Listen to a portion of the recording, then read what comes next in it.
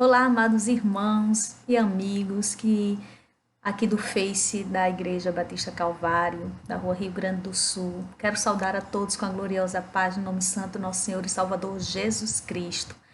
Hoje nós vamos estudar um pouquinho, né? Hoje é dia de aula bíblica, de escola bíblica. Estamos fazendo, não é, conforme a necessidade de ficar em casa. Estamos fazendo online. Fizemos transmitido alguns dias, mas por motivos, né, de trabalho e estudo online também, que meu esposo tem feito à noite, então não poderá ser gravado ao vivo, transmitido ao vivo em live, mas aí nós estamos aqui gravando. Hoje especificamente ele não poderia estar gravando porque ele voltou a trabalhar, ele estava, né, de atestado, mas ele voltou a trabalhar, então ele não se lembrou disso. E nós conversávamos hoje pela manhã e ele disse: não gravei, à noite não vai dar, que tem aula no seminário. Então eu disse: não tem problema. Peguei o estudo e estou aqui, né, fazendo a parte de esposa, de ajudadora e de aluna também, porque eu gosto muito de ter aula com ele e acompanho as gravações. Estava lá presente quando estávamos na congregação e é isso que nós vamos fazer hoje, estudar junto, tá certo? Estou aqui com o slide pesquisado e elaborado por ele mesmo, ele que fez ele que preparou a aula de hoje, certo? E nós vamos aprender um pouco. Tendo em vista que estamos em quarentena, que estamos em casa e que nós não estamos congregando, não é assim, pessoalmente, fisicamente, abraçando os irmãos, por esta razão também não iremos ceiar, não é? E essa semana, domingo agora, dia 19, não é isso? Hoje é 17, então, domingo, dia 19, seria a nossa ceia, Santa Ceia do Senhor, né, lá na congregação. Tenho certeza absoluta que o pastor estará lá, estará orando, estará fazendo a transmissão, né, do culto no horário normal, às 17 horas. Mas a ceia do Senhor ela não irá acontecer. E por esta razão, não como era, né? Eu falo assim que não irá acontecer da forma que ceiamos, por exemplo, que fizemos o culto no mês passado, estávamos todos lá em comunhão. E por esta razão, vimos a necessidade de fazer um estudo hoje a respeito de ceia, não é? A respeito da ceia do Senhor. Por quê? Porque é necessário que nós venhamos compreender alguns aspectos, algumas coisas e desapegar de outras, para nós compreendermos que o fato de não estarmos lá não nos imputa um pecado ou uma negligência ou algo do tipo. Amém? E nós, como igreja, precisamos compreender esses aspectos, todas essas coisas, e por esta razão vamos estar aqui hoje ministrando um estudo sobre a ceia do Senhor e a comunhão.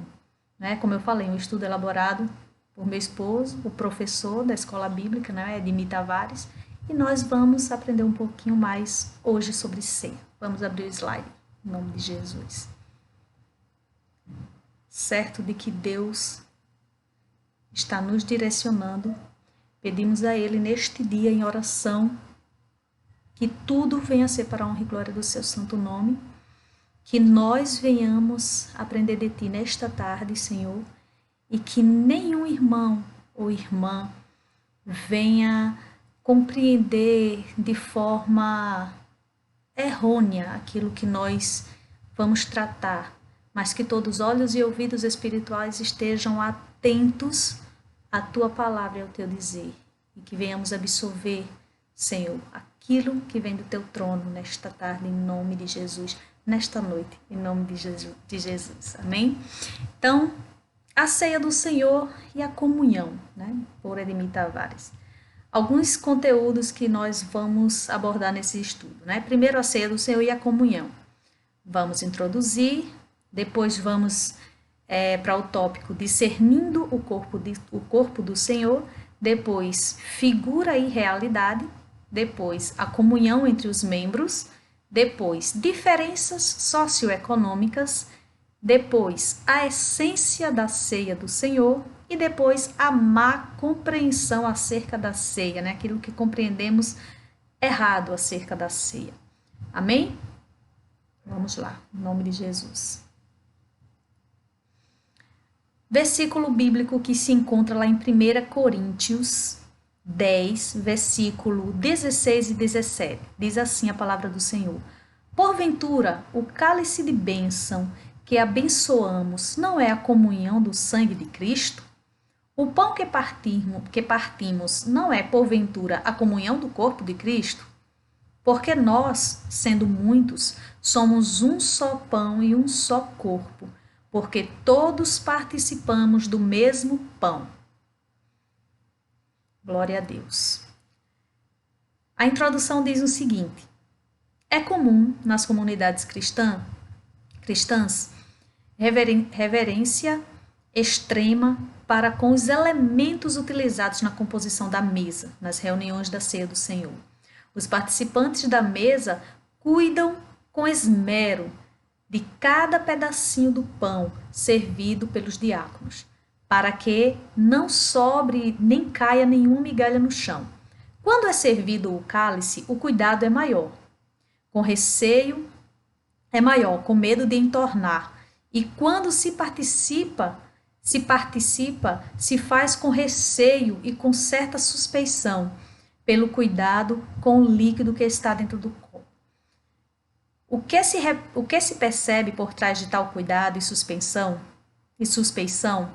é que muitos cristãos desconhecem o real significado da comunhão do corpo e do sangue de Cristo.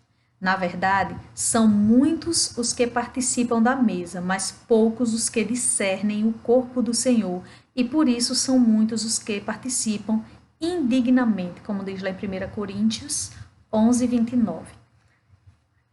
Meus amados irmãos, o que nós vemos o que a introdução está querendo dizer e diz claramente é que muitas vezes os elementos que compõem a mesa da ceia do Senhor, o pão e o vinho, por exemplo, e o cálice, né, o suco de uva, esses elementos, quando os cristãos estão ali reunidos, eles têm, nós, né, muitas vezes tivemos tanto apreço, tanto cuidado ao ser servido ou ao servir, de, por exemplo, não deixar cair uma migalhinha no chão, segurar com tanto afinco, com tanta dedicação. A mesma coisa o cálice, se derramar, sabe, aquela preocupação de que aconteça alguma coisa e, pasmem, mas em muitos lugares eu já ouvi dizer que quando se deixa cair o chão, o pedaço de pão no chão, a pessoa está em pecado, e várias outras falácias a respeito desse cuidado exagerado em torno desses elementos, né? E isso se faz perceber que esse cuidado exagerado é a demonstração da ignorância dos cristãos acerca do corpo de Cristo, do corpo do Senhor, não é? Então, muitos participam, mas indignamente. Por quê? Porque não compreendem o real significado desse momento, não é? E o que significa estes elementos. Então, por isso se faz necessário neste momento um esclarecimento, um estudo deste tema, né? Desta temática. Discernindo o corpo do Senhor. Então, vamos lá. O que é discernir? Discernir está claramente aí descrito. Discernir é compreender, conceito, situação e etc. É perceber, é entender. Quando a gente discerne, a gente entende, a gente compreende, a gente percebe, certo? Mas o que o crente precisa compreender? Esse discernimento, o que é que a gente precisa discernir do corpo do Senhor? O que é o corpo do Senhor? O corpo do Senhor é a sua igreja. Então, o crente precisa discernir, perceber, compreender, entender, de uma vez por todas, que o corpo de Cristo é a igreja. O corpo do Senhor é a sua igreja. Somos nós reunidos. Amém, queridos?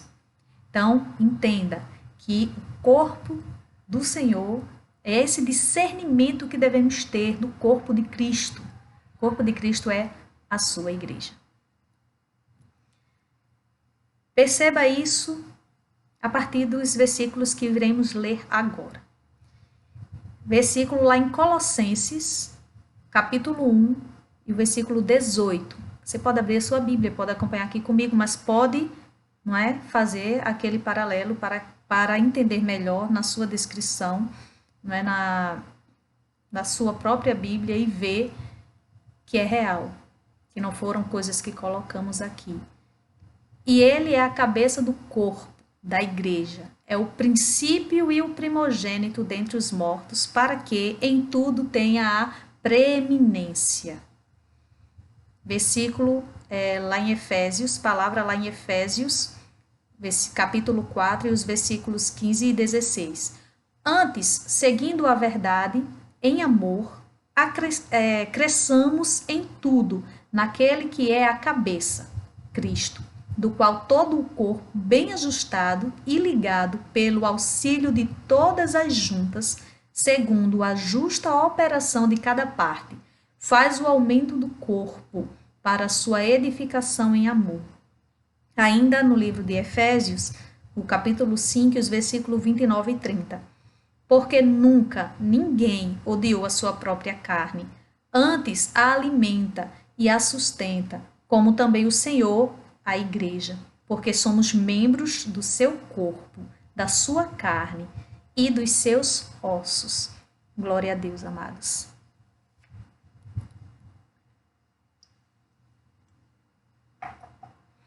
Para ser participante da mesa do Senhor, ou seja, da ceia do Senhor, é imprescindível compreender que a igreja, ou seja, o corpo do Senhor, o que é o corpo do Senhor, o que é a igreja, né? Que é a igreja.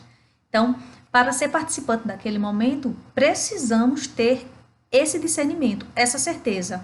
O que é o corpo do Senhor? É a igreja. Amém, queridos?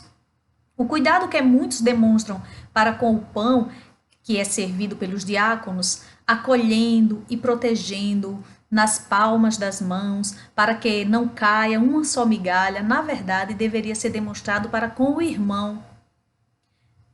A reverência que se tem com o pão de farinha de trigo, antes de se tocar e após pegar, na verdade deveria ser dispensado para com cada membro do corpo de Cristo, que muitas vezes está sentado ao lado do participante. Então, se o corpo do Senhor é a sua igreja, e igreja somos nós, reunidos ali naquele momento, todo aquele cuidado exagerado, todo aquele zelo, toda aquela cautela, sabe, com relação àquele pão que a gente pega, sabendo que o corpo de Cristo é quem está ali, somos nós, é a sua igreja, tudo isso deveria ser feito, realizado com os outros participantes daquele momento, com o irmão. Porque de que vai valer você fazer parte daquele momento, fazer parte de tudo aquilo, comer aquele pedaço de pão, beber daquele cálice com todo zelo, com todo o cuidado do mundo, se muitas vezes você chegou até aquele lugar sem dar uma paz do Senhor, sem dar um abraço sincero, sem dizer eu te amo em Cristo Jesus, sem compartilhar momentos com seu irmão, sem ter aquele cuidado, você está bem, você está precisando de alguma coisa. Muitas vezes nós não temos essa empatia pelas pessoas, pelos membros do corpo do Senhor, da carne do Senhor, que é a sua igreja, mas uma vez no mês, ou várias vezes, 2, 3, que não sei, na nossa, as igrejas, né, elas fazem conforme a sua doutrina, certo? Mas aí você demonstra o que você deveria ter o tempo todo com os seus irmãos, uma vez no mês, por um pedaço de pão. É isso que o estudo está querendo mostrar. Se o corpo de Cristo é a igreja de Cristo, os cuidados, o zelo, o amor, a cautela, sabe? Deve haver entre os membros do corpo, uns para com os outros, para que tudo venha valer a pena e não seja em vão, para que aquele momento em que você está com um pedaço de pão e com o cálice não seja em vão, Você precisa amar. Nós precisamos amar, cuidar, zelar uns pelos outros, porque nós somos o corpo de Cristo. Figura e realidade. Vamos entender o que é figura e o que é realidade na Santa Ceia do Senhor. Os elementos que compõem a mesa do Senhor, o pão e o vinho, é figura, sendo que cada participante é a realidade. É comum as pessoas reverenciarem e atribuírem valor às figuras, mas negligenciarem a realidade, né? Como dissemos anteriormente. Muitas vezes, aquele momento, o pão e o cálice, ele vale muito mais e você quer fazer aquilo com tanto afinco, com tanta vontade, com tanta devoção e negligencia a realidade e o fato de que, igreja, o corpo está ao teu lado. Os membros juntos formam o corpo. E muitas vezes a gente negligencia esse momento, a gente não fala com o nosso irmão, mas antes odeia o irmão. Porque é fato de que existam cristãos que não se dão bem, que não se falam, que não perdoam, que não se amam, que não cuidam, que não exercem o papel de membro, o papel de igreja. Amém? Os escribas e fariseus agiam dessa forma. Valorizavam o que era superficial em detrimento da essência. Vamos continuar. Lá em Mateus 23, versículo 16, do 16 ao 22, a palavra do Senhor diz: Ai de vós, condutores cegos, pois que dizeis, qualquer que jurar pelo templo, isso nada é, mas o que jurar pelo ouro do templo, esse é devedor. Insensatos e cegos, pois qual é maior, o ouro ou o templo? Que santifica o ouro? E aquele que jurar pelo altar, isso nada é, mas aquele que jurar pela oferta que está sobre o altar, este é devedor. Insensatos e cegos, pois qual é maior, a oferta ou o altar que santifica a oferta? Portanto, o que jurar pelo altar, jura por ele, e por tudo o que sobre ele está. E o que jurar pelo templo, jura por ele, e por tudo que nele habita. E o que jurar pelo céu, jura pelo trono de Deus, e por aquele que está assentado nele. Então, os fariseus e os escribas, eles tinham esse conceito esta habilidade de zelar pela superficialidade, por tudo que é superficial, ou seja, pelo ouro, mas não pelo templo que santifica o ouro, não é isso? Pela oferta, mas não pelo altar que santifica a oferta. Então, muitas vezes nós estamos valorizando aquilo que é figura e não a realidade. Certo, gente? Qual o valor do ouro sem o templo? No entanto, os fariseus faziam as pessoas jurarem pelo ouro, o revestimento do templo de Herodes. Qual a serventia da oferta sem o altar?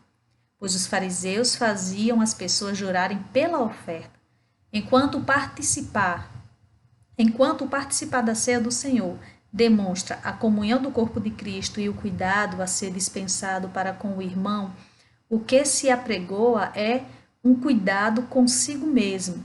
Durante os sermões que antecedem a ceia, geralmente o que os preletores ensinam é que não se deve chegar atrasado para o culto da ceia, ou que é necessário se santificar, orar, jejuar e etc., para ser digno da mesa.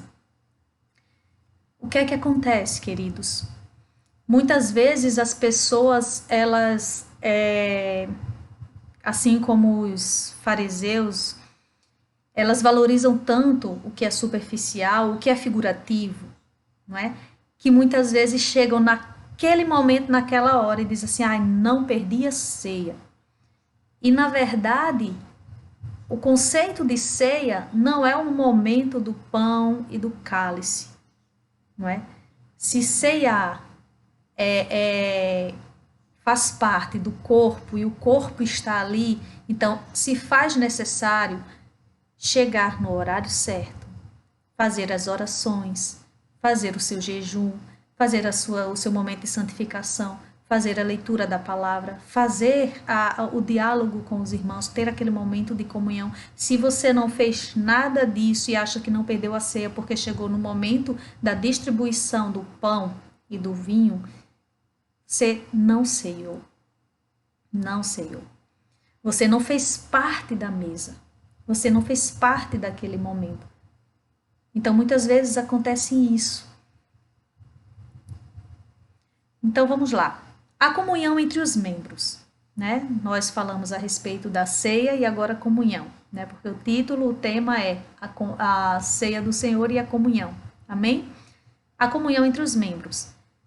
No entanto, à luz das Escrituras, o que deveria ser ensinado aos cristãos é o cuidado um para com o outro.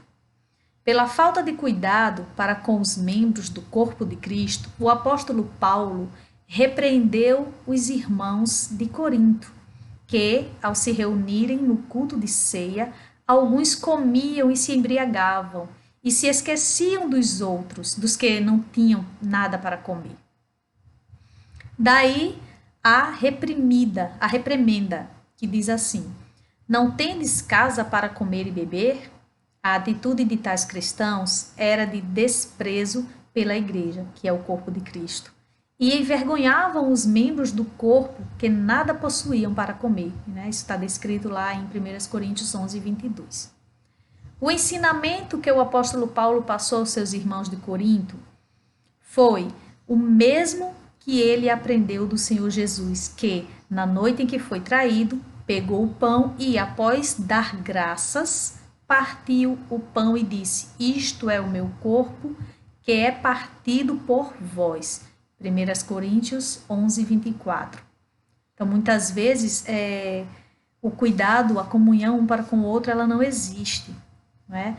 Eu compreendo que aquilo que eu falei anteriormente a respeito de o irmão, alguém chegar no momento da repartição do pão, né, da entrega do pão e do cálice, achar que não perdeu a ceia, então ele não teve como ele, não se preocupou com nada nem com ninguém, ele foi totalmente egoísta a ponto de achar, egoísta e ignorante, né, a ponto de achar que não perdeu, chegou no momento exato, não é isso? Ignorante por não saber que aquele não é o momento da ceia, né? A ceia vem acontecendo a partir do momento que a igreja é aberta, a partir do momento que a gente vai chegando ali, que vai formando o corpo, que vai congregando, que vai amando, que vai cuidando, não é isso? Então, eu percebo que esse cuidado de Paulo para com a igreja de Corinto é praticamente a mesma que a gente falou anteriormente.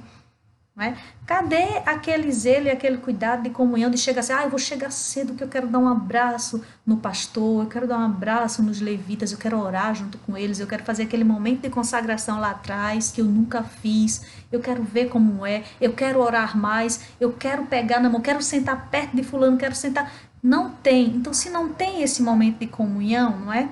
Essa preliminar que antecede a mesa, então também...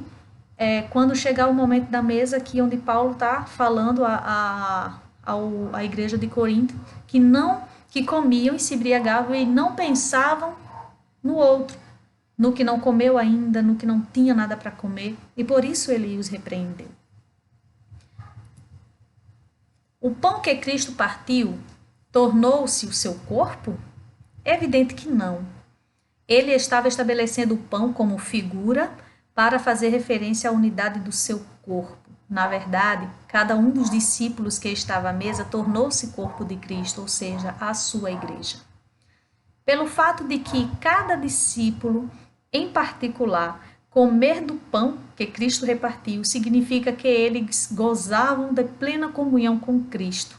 Cristo é a cabeça e cada um dos discípulos, em particular, membros do seu corpo. O pão que foi partido por Jesus significa a comunhão do corpo de Cristo. De modo que existem muitos cristãos, porém todos são um só pão e um só corpo em Cristo Jesus. Aquele momento ali, não diferente, né, de Se chama a última ceia do Senhor porque antecedeu sua morte. Mas ceia é banquete, ceia é comer, ceia é uma mesa repleta, né? E a gente junto comer. Ceiar é comer, certo, gente? Então, a última ceia foi porque foi a última alimentação deles.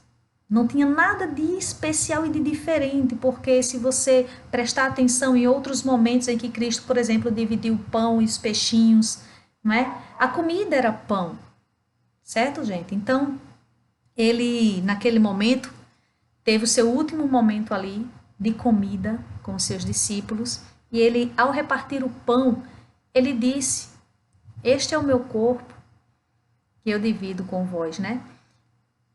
E, na verdade, o pão que ele dividiu não era o corpo dele, mas ali era a figura, mas ali estava o corpo dele reunido, onde cada um ali, membro do seu corpo, foi, pregou o evangelho e adquiriu ainda mais membros, e até hoje é feito, porque os membros são muitos, a igreja do Senhor, ela é numerosa, e nós somos membros, fazemos parte dela, certo? E aquele momento foi um momento de plena comunhão. E quando a gente come com alguém, não é? Quando a gente é convidado a comer com alguém, a gente goza de uma confiança e de uma comunhão plena com aquela pessoa. E aquele momento, aquela última ceia, foi o momento em que os discípulos gozavam desta comunhão com Cristo. E Cristo é o cabeça, eles os membros. 1 Coríntios 10, versículo 16 e 17 diz assim: O pão que partimos não é, porventura, a comunhão do corpo de Cristo? Porque nós, sendo muitos, somos um só pão e um só corpo, porque todos participamos do mesmo pão, o pão da vida, Jesus Cristo. Agora vamos ver o tópico sobre diferenças socioeconômicas. O que os cristãos, à época do apóstolo Paulo, precisavam compreender que apesar de cada um na sociedade pertencer a uma classe social diferente, né? Contudo, todos eram membros do corpo de Cristo. Para fazer parte do corpo de Cristo, a posição econômica ou social, ela não interfere, né? Quem dá mais não participa mais, não é mais querido, não tem isso. Deus, ele não faz acepção. Então, as diferenças socioeconômicas à época eram gritantes, de modo que havia servos e livres, judeus e gregos, senhores e escravos, homens e mulheres, em uma única comunidade, e cada membro em particular tinha que compreender que cada um dos que ali estavam reunidos eram filhos de Deus pela fé em Cristo Jesus. Lá em Gálatas, capítulo 3, e os versículos 26, 27 e 28 diz: Porque todos sois filhos de Deus, pela fé em Cristo Jesus. Porque todos quanto fostes batizados em Cristo, já vos revestistes de Cristo. Nisto não há judeu nem grego, não há servo nem livre, não há macho nem fêmea, porque todos vós sois um em Cristo Jesus. Então, aquela coisa de ser egoísta, de chegar lá e de fazer, e de comer, de se embriagar, não é? Sem pensar no que não tinha nada para comer em casa, no mais humilde, certo? Precisava ser repreendido pelo apóstolo Paulo, porque na verdade eles não eram mais do que aqueles que não tinham condições como eles, não é? Hoje, quem dizima mais não é mais agraciado por Deus do que aquele que não tem de onde tirar para dizimar, mas tem um desejo em seu coração de que Deus, na sua providência, né, possa realizar para que ele dizime ou ela dizime. Então, a posição social, a posição socioeconômica não faz diferenciação entre os membros, porque os membros de um corpo certo? Todos eles são importantes, todos, não é? Quando você, ao perder um membro de um corpo, o corpo todo ele percebe, ele perece, ele sente falta, porque todo membro é importante, todo. Um cristão, senhor de escravo, que não se acomodasse junto a um cristão escravo, sob o pretexto de que era senhor e jamais se juntaria a um escravo, era indigno de ser participante da mesa do Senhor Jesus, pois não discernia o corpo de Cristo. Ou seja, se eu sou dona de escravo, crente em Cristo Jesus, vou lá fazer parte daquele banquete, daquele momento, não é, da ceia, mas o meu escravo está ali também e ele é crente. Mas aí eu não quero fazer parte daquele momento com ele porque eu sou senhor de escravo e ele é escravo. Então, eu não estou discernindo o que é corpo de Cristo. E nós falamos no início do estudo que o corpo do Senhor é a igreja do Senhor, são os seus membros, são os participantes, são os crentes lavados e remidos no sangue do Senhor Jesus. Então, aqueles crentes em Cristo Jesus, batizados em Cristo Jesus, que têm sua fé fundamentada em Cristo Jesus, ele não pode olhar para a posição de ninguém, nem para a sua, nem para a do seu próximo, porque todos são importantes. E se nós não discernirmos bem isso, o que é o corpo do Senhor, nós vamos estar errando tanto quanto a igreja de Coríntios errava.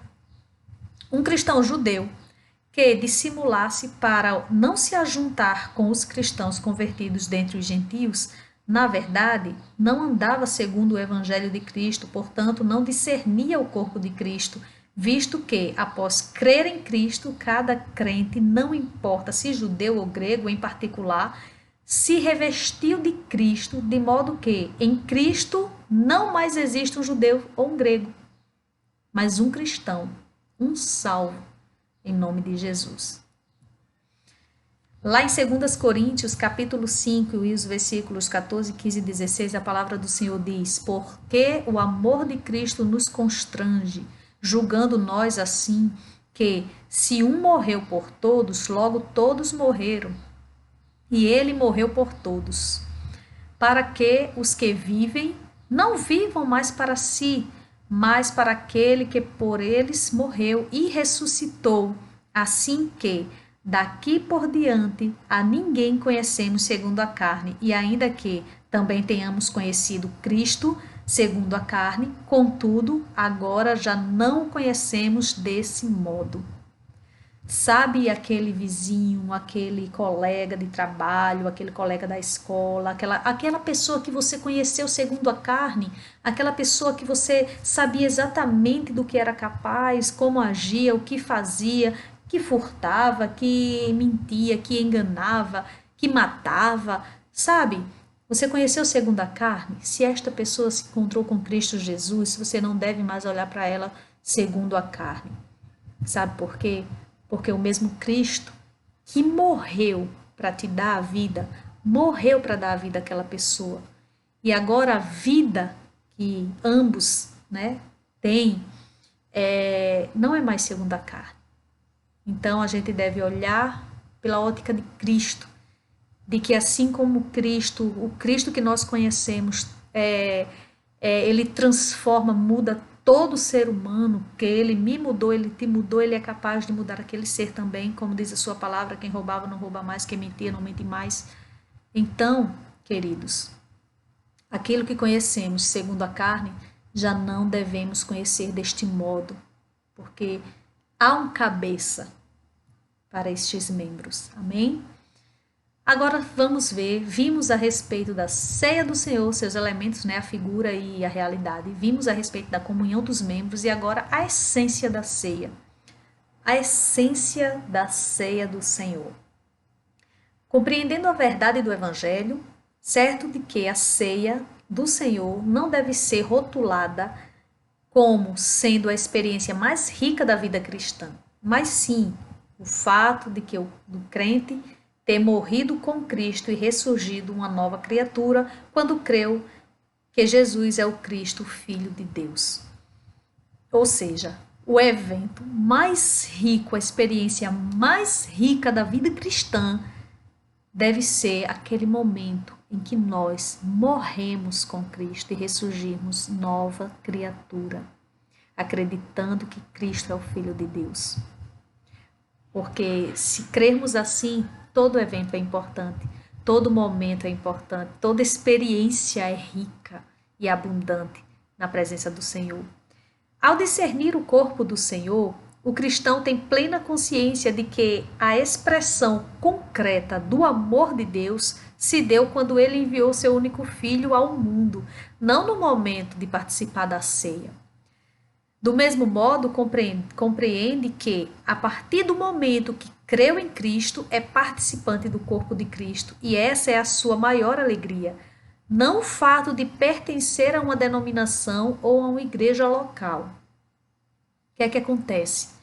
O evento mais importante da minha e da tua vida foi o dia em que fizemos a nossa confissão, rendemos a nossa vida e entregamos a Jesus Cristo, que é Senhor dela, que foi quem morreu para nos dar a vida, para nos dar a vida eterna. E a partir de quando discernimos o que é o corpo do Senhor, quando nós sabemos o que é o corpo do Senhor, que somos nós, que é a igreja dele, nós devemos ter a plena consciência de que a maior prova de amor, a expressão mais concreta do amor de Deus, não foi formar uma congregação, colocar umas pessoas dentro, uma mesa, um pão e um cálice e dizer vamos ceiar. Não, mas foi enviar o seu único filho ao mundo por amor de nós, para morrer, ser crucificado, para nos dar vida e vida com abundância, a vida eterna. Porque nós cremos nele, cremos que ele é o Filho de Deus. Então, a partir do momento que a gente sabe o que é o corpo do Senhor e a gente se faz participante, não é? Com a fé em Cristo Jesus, se faz participante deste corpo, esta deve ser a nossa maior alegria, a nossa maior experiência como é que se diz? E o fato de sermos salvos em Cristo Jesus deve ser a nossa maior alegria. A expressão da nossa maior alegria deve ser fundamentada nisso. E não em fazer parte de uma denominação, e não em conhecer pessoas, e não em não perder aquela ceia naquele mês. Não. Somos corpo de Cristo. Somos templo, ele habita em nós. Ele habita em nós e nós, juntos com os nossos irmãos, fazemos parte do corpo dele. Ele é a cabeça, nós os membros. E quando nós discernimos isso, nós sabemos qual é a expressão de amor maior feita por Deus e qual deve ser o maior motivo da nossa alegria. A ceia do Senhor não é o evento mais importante para o cristão ou o culto de maior importância. Aquele que julga isso como entendido, lá em 1 Coríntios 10:15, né, fala disso, sabedor de que a ceia é um memorial para o cristão. Não pode se esquecer da morte de Jesus, né, como diz lá em Lucas 22:19, de que ele morreu por todos os homens. Então, a ceia do Senhor não deve ser o evento mais importante ou o culto mais importante, porque tem cristão que acredita assim, não é? Mas a gente deve compreender que a ceia acontece, é um evento memorial, porque nós não devemos esquecer que Cristo morreu por nós, não é? Que Cristo morreu por todos os homens. E o porquê que ele morreu por todos os homens. Isso nós não devemos esquecer. Mas não é aquele momento especificamente que vai nos trazer à memória isso. Se fazemos parte, se somos participantes do corpo de Cristo, a todo momento, em toda situação, em todas as circunstâncias, todos os dias da nossa vida, devemos olhar para os céus e agradecer, Senhor, obrigado por me chamar, obrigado por me fazer participante do teu corpo. Obrigado pelaquela morte de cruz que foi quem me deu a redenção e a salvação. Então, não é um evento que vai me fazer lembrar disso, recordar este momento. Mas nós devemos fazer isso porque somos parte do corpo de Cristo. Só discerne o corpo de Cristo aquele que, ao se sentar à mesa com os demais componentes, que o foco central da reunião não são os elementos dispostos sobre a mesa, mas os participantes da mesa. Os participantes da mesa são superiores à própria mesa, pois o cristão é o pão, cujo pão de farinha o representa. Quem é participante da aliança no sangue é o cristão, cujo vinho representa na mesa, somente representa. O que está exposto ali para ser comido, né, para ser servido, não deve ser mais importante do que quem está ali para comer, para ceiar, para se alimentar. Nós somos o pão, porque fazemos parte do pão, do corpo. Nós somos participantes da aliança no sangue de Jesus. Foi por nós que ele derramou o seu sangue. Então, aquele vinho que está ali está representando a nós. Está representando, o pão está representando a nós que somos o corpo. Então, é um momento de banquetear, é um momento de nos recordar por que estamos ali, porque Cristo morreu para nos dar a vida. É um momento de comunhão, é um momento de abraçarmos, é um momento de darmos importância uns aos outros, como em todos os cultos, como em todos os momentos, como deve ser a nossa vida em todo momento. A ceia é um momento de ação de graças por algo que é prene na vida do crente.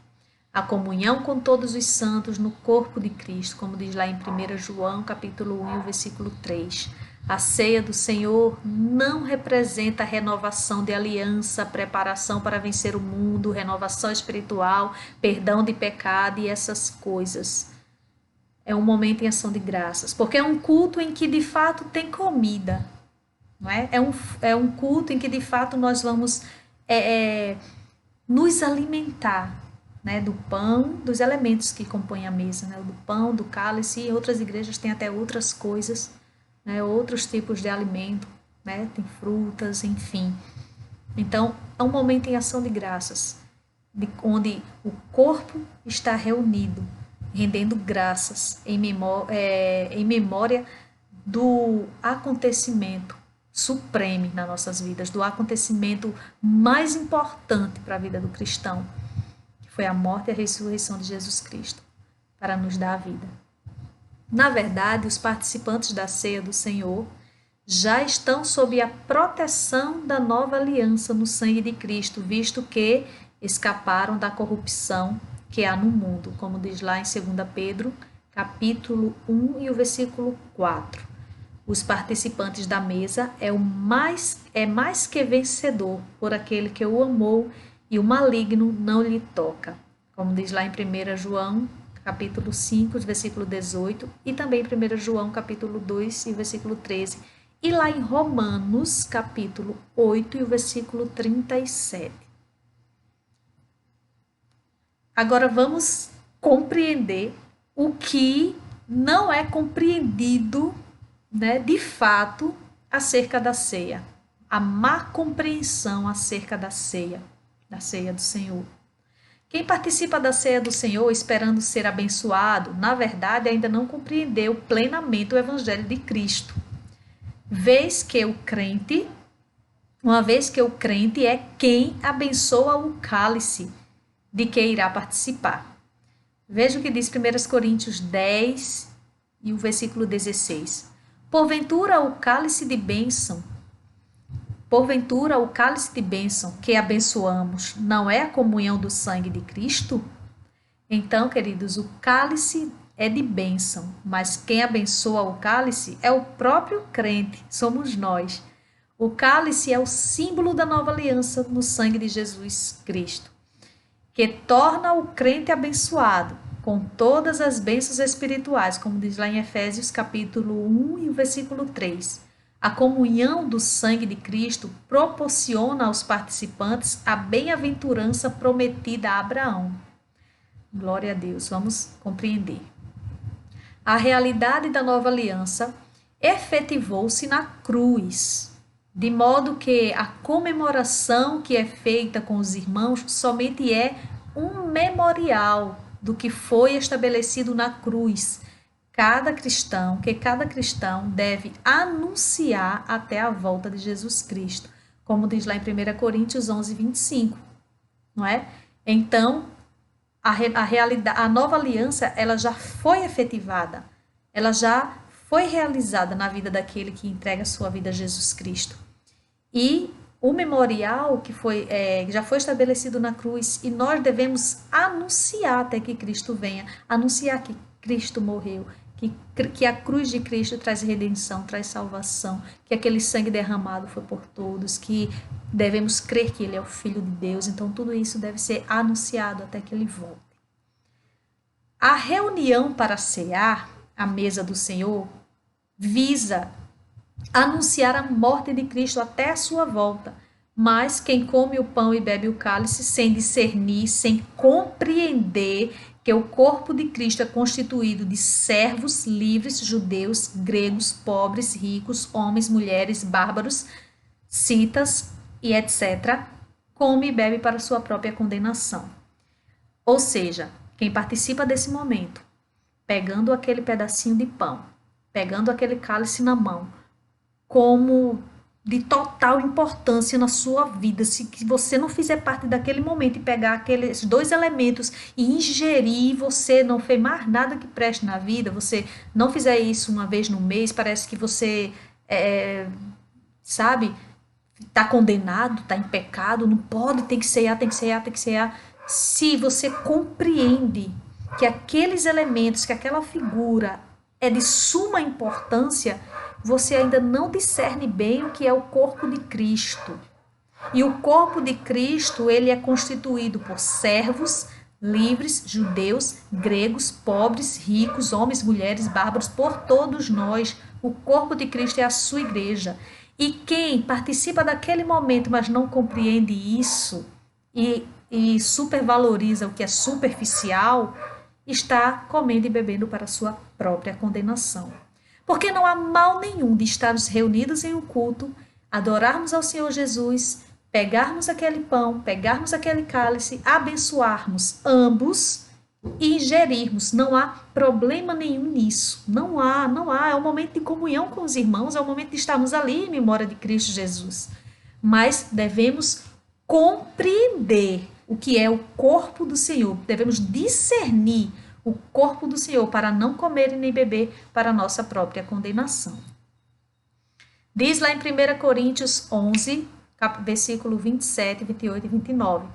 Portanto, qualquer que comer este pão ou beber o cálice do Senhor indignamente será culpado do corpo e do sangue do Senhor.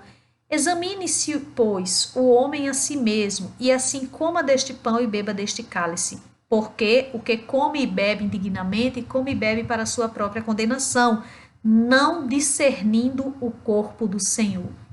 Então, muitas vezes, quando a gente até fala nos púlpitos, né, para alguns irmãos, em alguns momentos, a respeito destes versículos, examine-se o homem a si mesmo, ou então você come e bebe para a sua própria condenação, a gente não compreende de fato que o comer e beber para a sua condenação é por não discernir o corpo do Senhor, como está aí na última partezinha do versículo 29. A gente só acha que é examinar o seu corpo, as suas ações, o seu comportamento, o que você fez durante o dia, vá perdoar o irmão, vá dizimar, vá ofertar, vá fazer uma caridade, vá abraçar, vá dizer que ama. Então, a gente só fala a respeito da conduta, do comportamento cristão, que muitas vezes está andando ali erroneamente, e aí é pregado de que examine-se a si mesmo antes de vir a ceia do Senhor e comer e beber do pão, senão você vai beber para a sua própria condenação. Então, te conserta e vem comer deste pão e deste cálice, mas não é isso, queridos. Examine-se o homem a si mesmo, para que não coma e não beba deste cálice. Porque o que comer e beber indignamente, bebe e come para a sua própria condenação.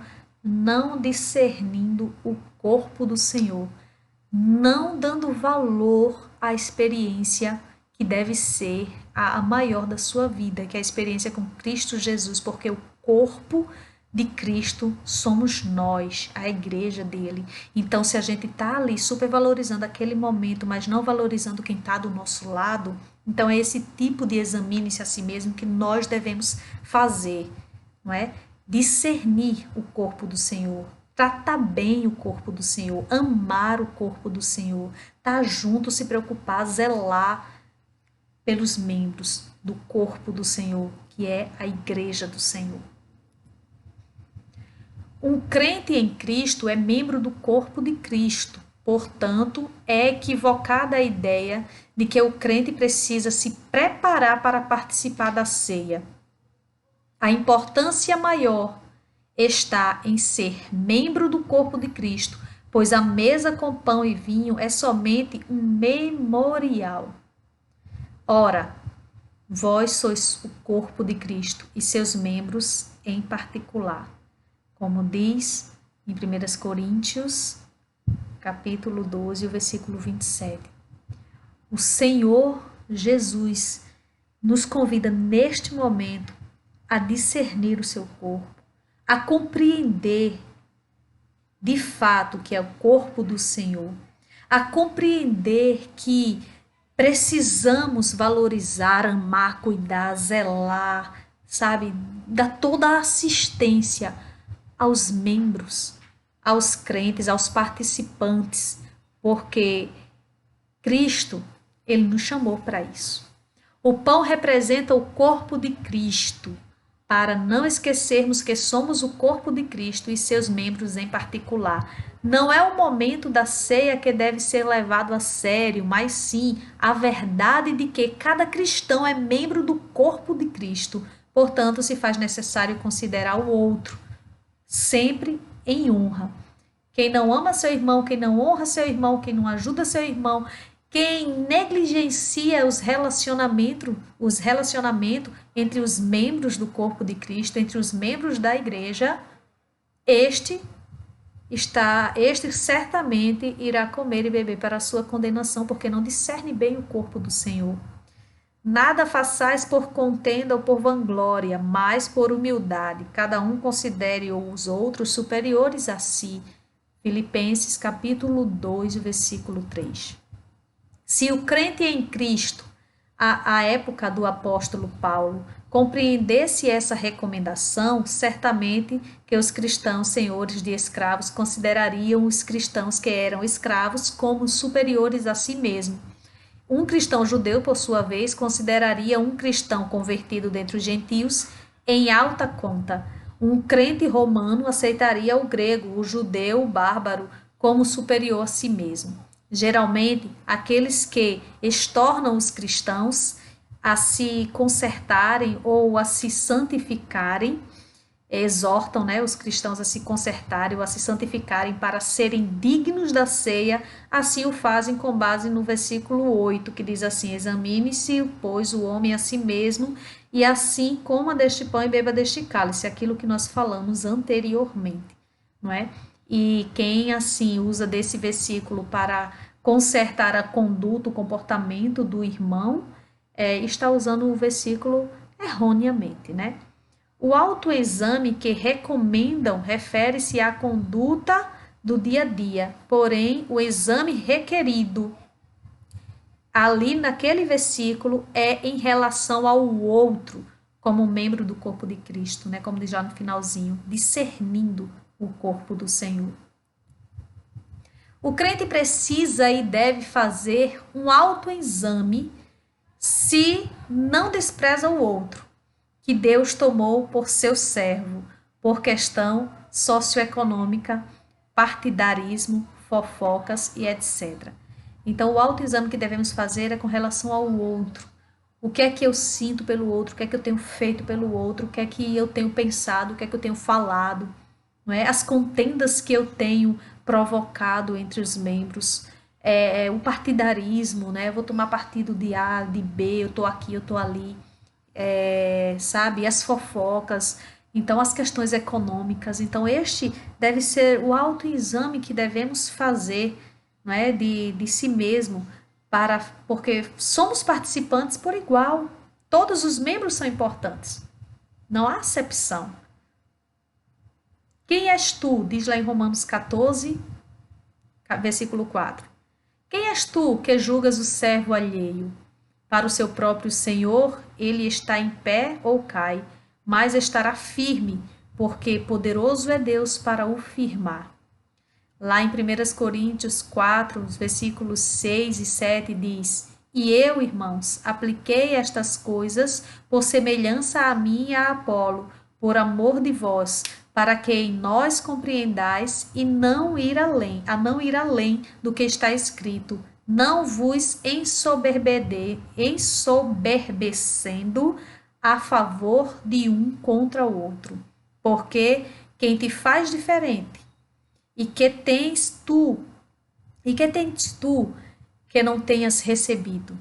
E se o recebeste, por que te glorias como se não o houveras recebido? E lá em Tiago, capítulo 4, versículo 11 diz: Irmãos, não faleis mal uns dos outros. Quem fala mal de um irmão e julga seu irmão, fala mal da lei e julga a lei. E se tu julgas a lei, já não és observador da lei, mas juiz. E sabemos que só há um juiz. Amém? De nada adianta a chamada organização ou a ordem no culto com relação à preparação do pão, à arrumação do pão e do cálice sobre a mesa, à disposição dos utensílios e o tomar do cálice ao mesmo tempo em que o outro, ou comer o pão, todos ao mesmo instante, sobre a voz do comando do anjo da igreja e etc. Porque essa não é a ideia de ordem, preparai uns pelos outros, como diz lá em 1 Coríntios 11, 33.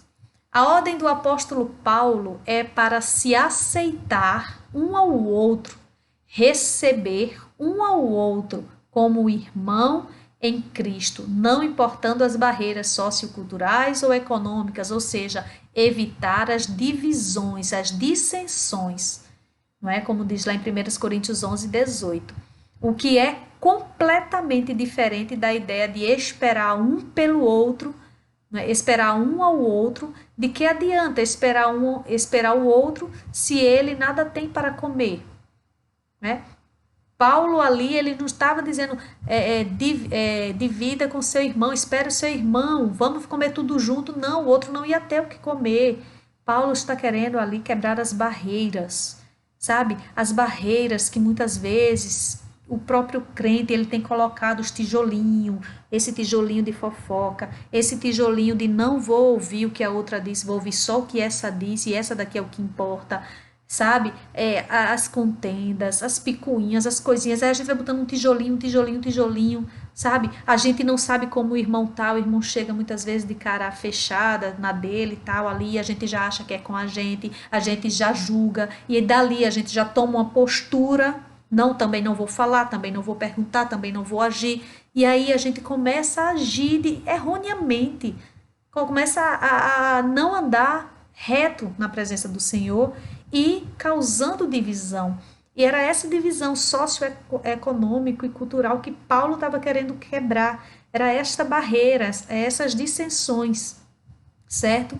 Porque não pode haver divisão entre os membros do corpo de Cristo. Não deve haver. Não deve. Já pensou se minha mão quer pegar uma maçã e a outra quer pegar uma banana? E sabe, não pode haver. A gente deve saber, gente. A gente precisava. Isso é a essência do Evangelho.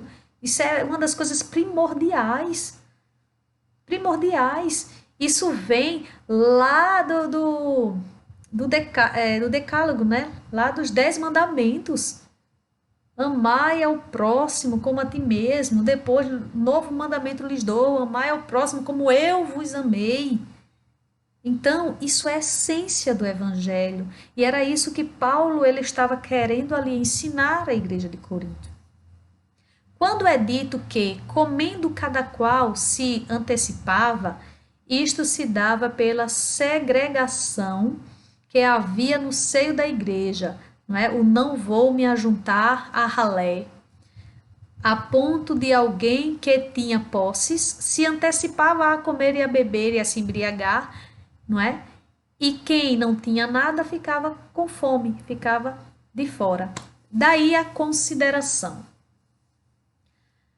Antes, os membros do corpo, que parecem ser os mais fracos, são necessários, e os que reputamos serem menos honrosos no corpo, a esses honramos muito mais. E aos que em nós são menos decorosos, damos muito mais honra, porque os que em nós são os mais nobres não têm necessidade disso, mas Deus assim formou o corpo, dando muito mais honra ao que tinha falta dela, para que não haja divisão no corpo, mas antes tenham os membros igual cuidado uns dos outros. Como diz lá em 1 Coríntios 12, do versículo 22 ao 23. A ceia do Senhor visa conscientizar aqueles que não discernem o corpo do Senhor, de que não deve existir divisão no corpo, que cada membro deve dispensar igual cuidado uns para com os outros. Como diz Filipenses 2,4, nós já lemos. Não atende cada um para o que é propriamente seu, mas cada qual também para o que é dos outros. Glória a Deus. Nós, neste momento, não é, iremos finalizar este estudo, iremos finalizar esse momento de aprendizado da palavra do Senhor. Quero agradecer a Deus por esta oportunidade, não é, agradecer a cada um, que Deus os abençoe, cada um que está assistindo neste momento, os que irão assistir depois, que Deus os abençoe e dê discernimento a cada um de vós, a cada um de nós. Nós precisamos de discernimento para esses dias, não tão somente com relação ao corpo do Senhor, mas com relação a tantas outras coisas e a sua palavra como um todo, porque discernimento é essencial na vida do crente, certo, gente? Muitas vezes os nossos olhos ele podem nos enganar, mas o discernimento da parte de Deus, ele vai nos levar com certeza ao trono do Senhor pelas nossas ações e o nosso caminhar, se assim quisermos, né, caminhar juntamente com Ele. Quero dizer aos amados que, assim como no vídeo anterior, eu estava com meu esposo e eu ouvi ele dizendo, aquele que tiver alguma pergunta, alguma dúvida, aquilo que não ficou bem esclarecido, não sou professora de vocês, professor é de mim, mas aquilo que não ficou bem colocado, bem né, exposto, vocês possam colocar nos comentários, não é? Quem não tem o nosso contato, coloca nos comentários que ele vai responder, até porque quem elaborou esse estudo foi ele. Posso responder também, mas ele irá responder. Ou então mande no privado dele, né? Mande nos grupos da Escola Bíblica, aos membros da Igreja Batista Calvário, né? Para que assim seja bem esclarecido, melhor esclarecido para vocês, tá certo? Não guarde dúvida, não guarde. Esclareça, né? Procure os professores, procure o pastor, procure na palavra de Deus, mas não fique com dúvida acerca do que foi estudado aqui ou acerca de qualquer outro assunto, né? Vocês têm a quem procurar, né? Graças a Deus por isso. Então, eu aqui me despeço de vocês. Tenham todos uma boa noite no nome santo de nosso Senhor Jesus Cristo. Amém.